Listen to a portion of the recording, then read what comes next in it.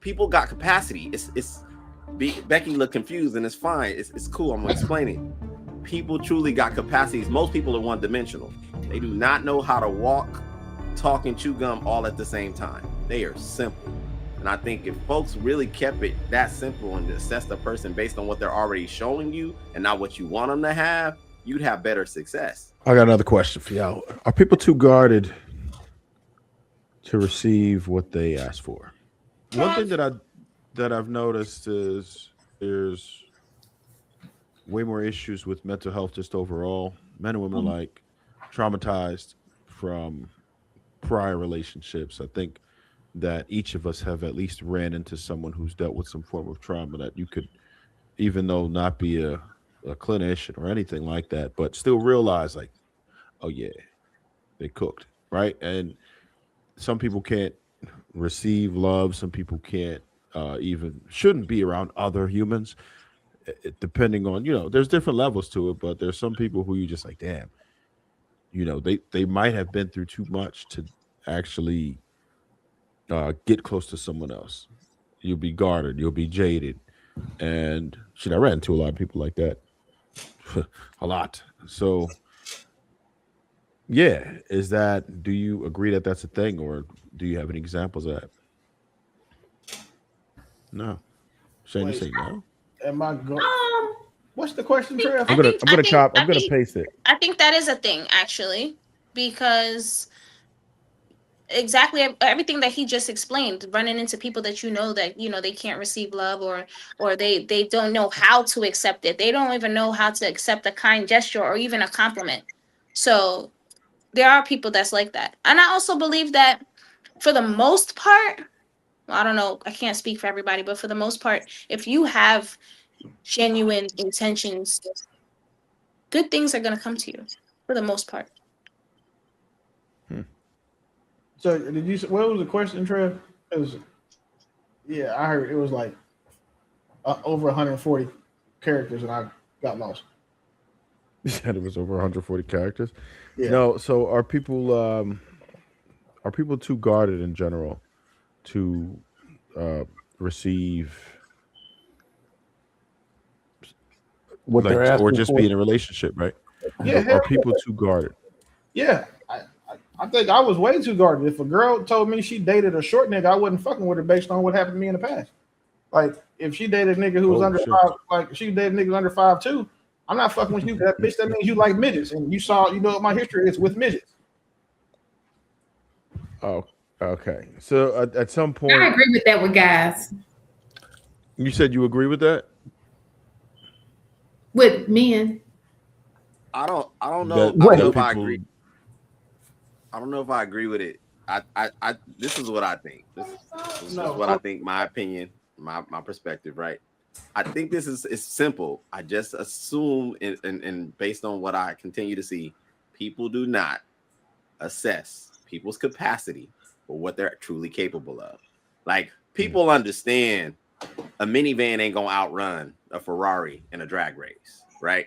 If you look at people the same way, a garbage man is probably not going to invent Amazon. He's not going to the league. 300-pound girl is probably not going to look good in 6-inch heels. So people got capacity. Becky looked confused, and it's fine. It's cool. I'm going to explain it. People truly got capacities. Most people are one-dimensional. They do not know how to walk, talk, and chew gum all at the same time. They are simple. And I think if folks really kept it that simple and assess the person based on what they're already showing you and not what you want them to have, you'd have better success. But the problem is that the attractive person or the overly attractive person, you want to attach crap to that they never showed you in the first place. That's what I think. Yeah, those things are expectations. Yeah, it's their expectations. You expect the nigga to take out trash and go to the league just because he's 6'6".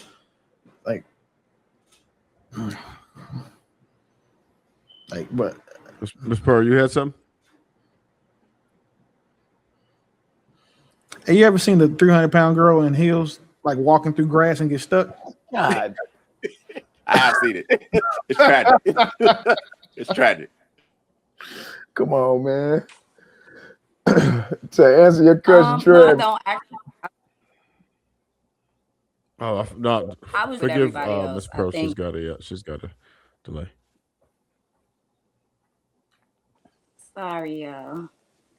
I was just going to agree with everybody else. I think people are a little too traumatized.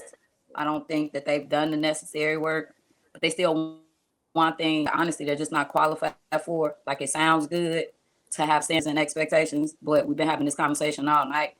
Many people, like True, are saying you're just not capacitated to handle what it is that you want, but you still want the benefits without actually showing up and doing the work and reciprocating to the other person what they deserve. It just sounds like this is just very one-sided, unrealistic. It is very hedonistic. And to me, to be quite honest, as adults, it's pathetic. Because I feel like a lot of this shit is just basic and people just keep avoiding by trying to glamorize and sensationalize the very basic tenets of a relationship.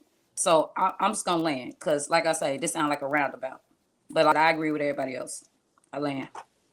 Yeah, Trev, I think that's where you get a lot of like the premeditated self-sabotage. If somebody's used to being in some garbage and they meet somebody that their normal is not to be in chaos or garbage, it'll make that person feel, uncomfortable. And instead of deciding to come out of the garbage with that person, they'll just say, you know what? It's easier to be in some toxicity because that's a place where I have some kind of normalcy and quote unquote control. So yeah, they'll be guarded into a place of just self-destruction. I do think people are very guarded to accept the love that, they say that they want. And I think some of that guardedness, though, isn't even from personal experience. It's the what if it happens to me, and being a part of the percentage that gets hurt, knowing the statistics and seeing what we see and the adjacent lives that we have visualization to. And now I think we have visualization into a lot of people's lives. And of course, the negative tends to rise to the top. And so it can seem like even more negative is out there than positivity.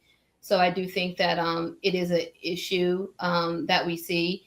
And I think that people have to learn how to recenter themselves. And I always tell people, like, you're more likely to die in a car crash than in a plane crash, right? It's like, what are you really worried about in there? What are you really like scared of taking a risk? What are the statistics saying? And what's the reality? And, also telling people to choose better, right? If you notice that you have a pattern of choosing abusers or cheaters or whatever, it's like, look at what in you is attracted to that, make that change, and then start choosing different and believe the red flags when you see them.